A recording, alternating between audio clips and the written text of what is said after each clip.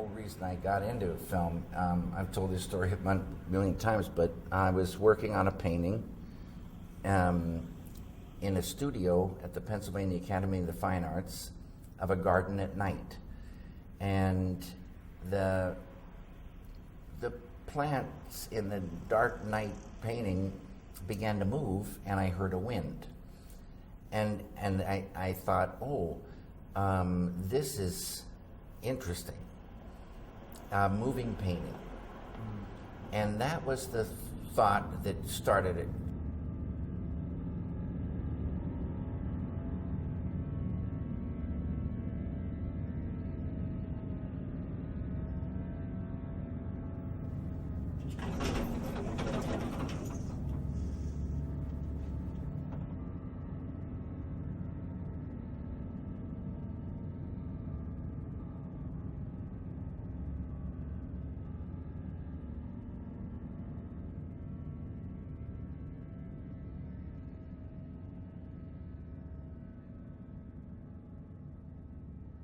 So to get a painting to move, it held another whole kind of possibility. And then there's a thing of sound. To see what that did to the world, boom, it can jump if the right sound is married to that picture. A whole another thrill. And now you're starting to get, excited about something. There's this camera shop called Photorama, and the name sort of says. Well, anyway, I got a camera that took single frames, and asked them about how to light a thing, and they told me, and I did that, and but that would have been the end of it. But some guy commissioned me to do one for his home, because you could set up a projector and turn it on when you want, and this thing would go in a loop, and it would be on a sculpture screen, sort of like a painting, but a moving painting. And I got a new camera, a Bolex, but I didn't realize it, but it had this broken, they said it was a broken take-up spool. I don't know exactly what was broken, but I worked for 2 months on this animation, and took the 100-foot, thing in to get developed, and I came back, put it up against the sunlight, and it was one continuous blur.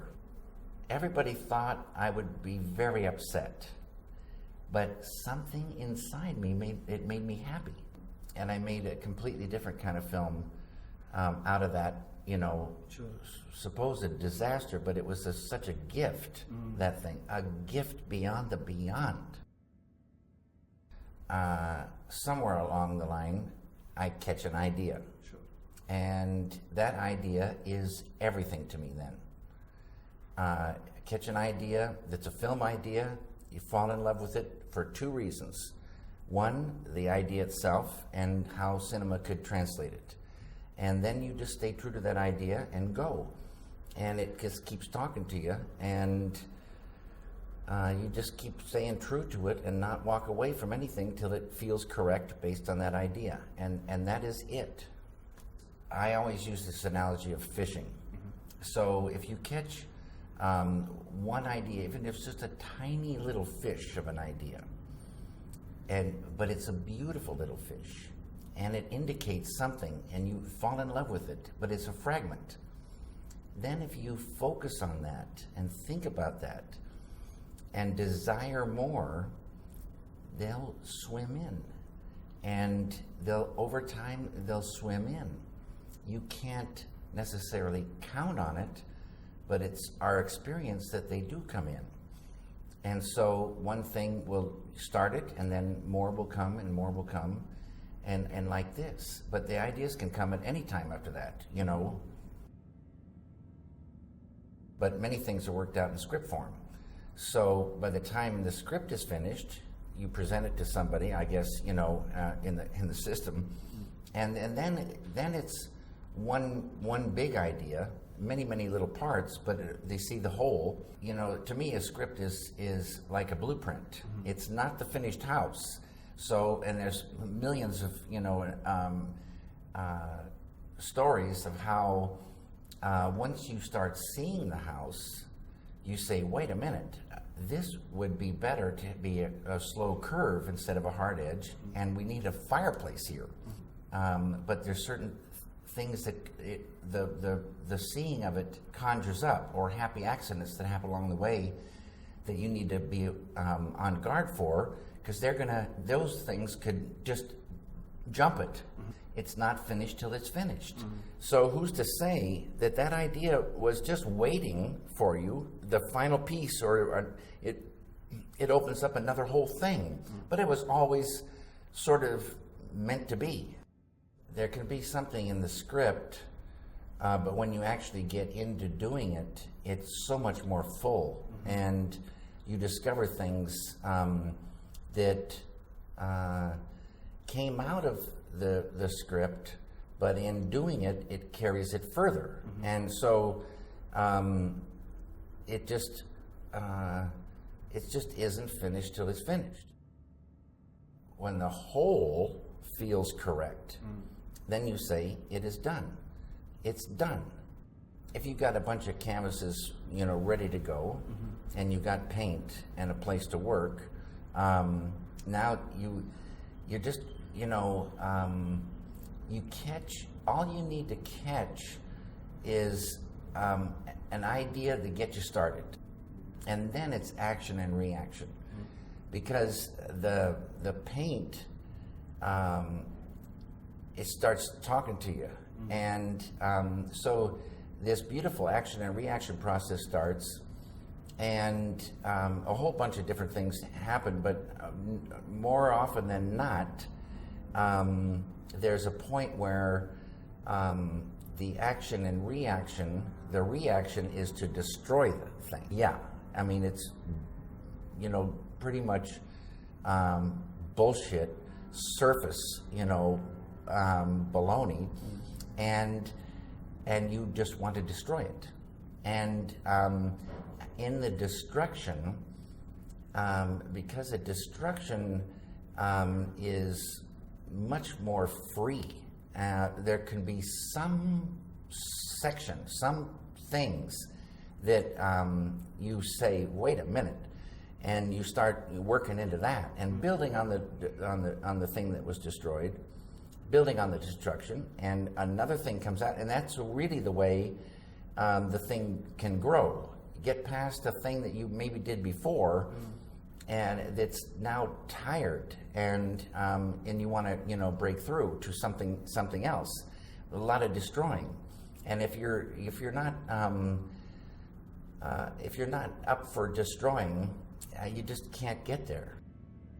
You get an idea, and this whole thing, and you get an idea, and it happens in a second. But when you start writing it, there's so much there, so much.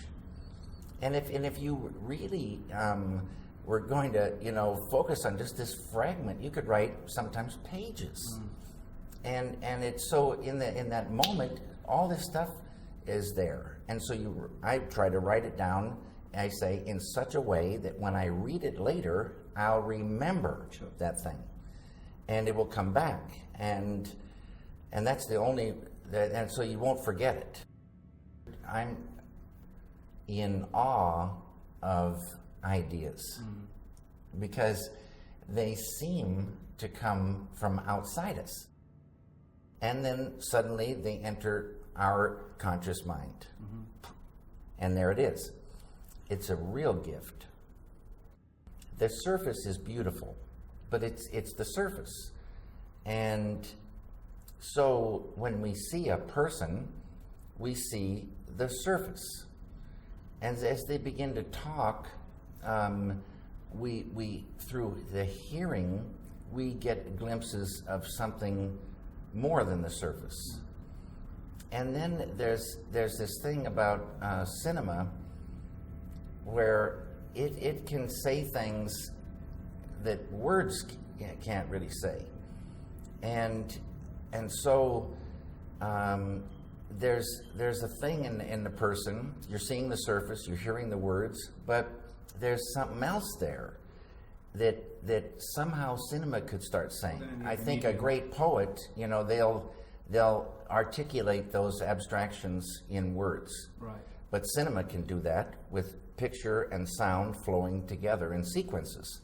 So it's kind of magical, but it goes into the abstract. And I love the idea of going deeper into a world or deeper into a character in the world.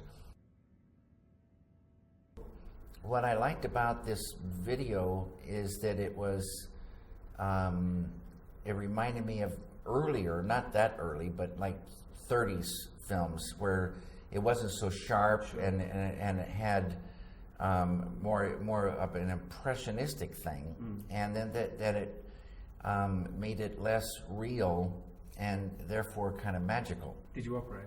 Yeah. Had you operated before? No, but I mean sometimes some shots Sure. I'd like to, you know, but not much. That's another thing. There's, as you know, if you've got the camera, you're going to do something that you wouldn't do if you're back here and there's two people in front of you, you know, and you don't have the hands on. So this to me means I don't want to go back that way, and to having an operator, and I just love being in there. I mean, I've found that the psychological difference between being alone with an actor and having even two people is immense. Yeah. And you get a completely different film. And I've found that I've talked out of shyness or awkwardness. I've so often been talked out of doing something. Yeah. Because of the audience, you know.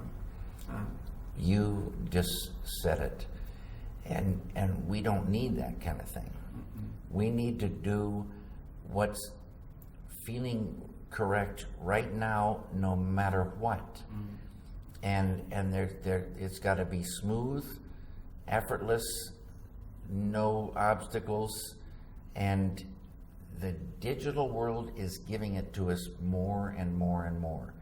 So small, the crew, long takes, feel it, and you know, you're still staying true to the idea even more than ever, because you're right in it.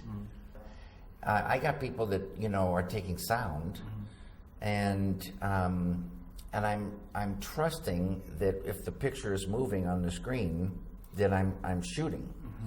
You see what you got. If you don't like it, you can pop a 40-watt bulb over here. You can pop a 60-watt bulb here. You can light with light bulbs, and you can pop a little fill on there, or whatever. You see what you have, and you don't need, you know, giant lamps.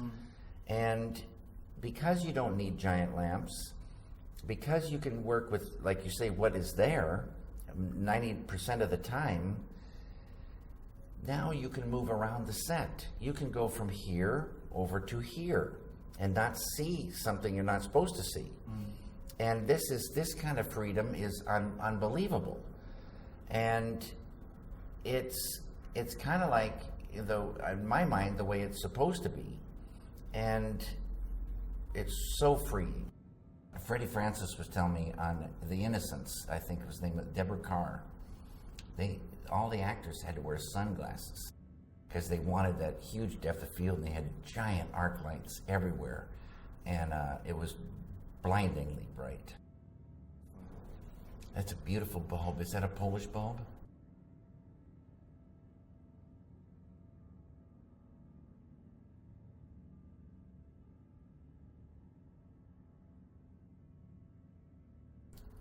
Once you start, there's no interruptions.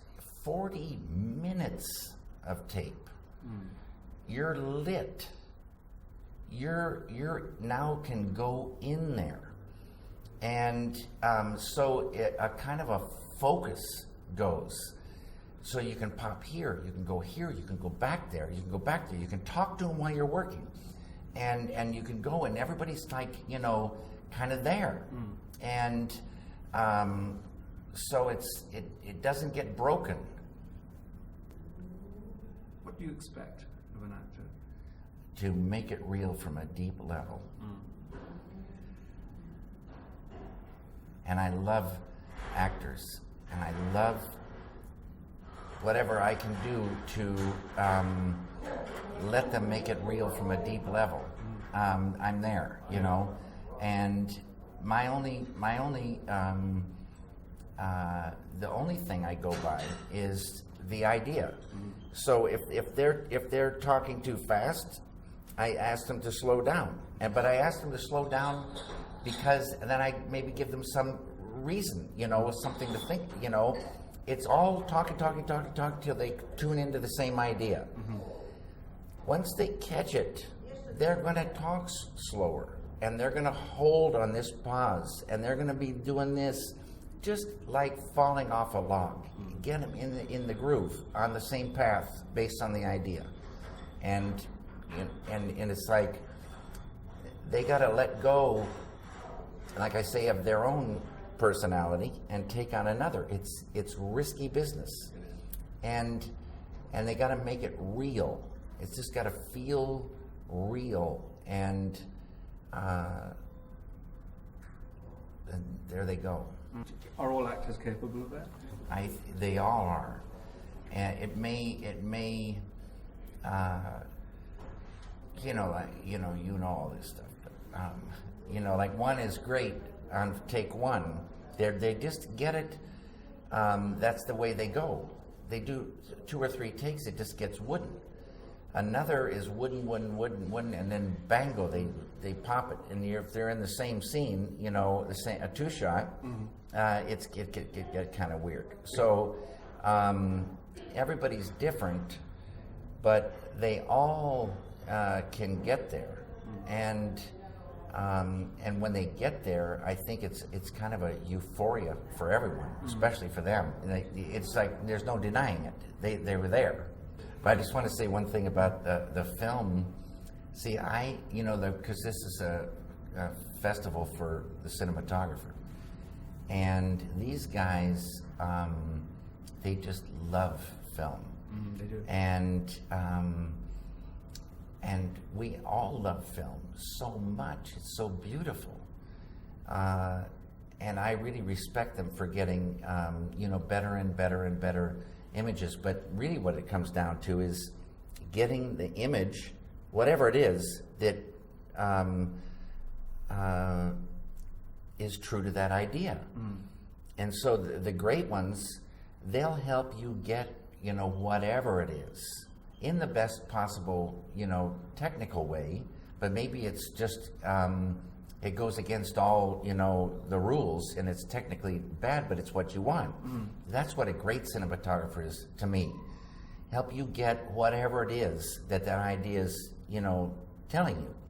And they come in and get in tune with that same idea through talking and action and reaction. You see something, you say, no, Fred, this isn't, the thing. And then you talk, and then pretty soon they zero in. And so if everybody you're working with gets zeroed in on the same thing, and then they help you get that. Film is beautiful, but it's now having had this experience, I would die to go that slow ever again. And it's slow not in a good way, slow in a death. So you think you won't go back? No, I'm not going back.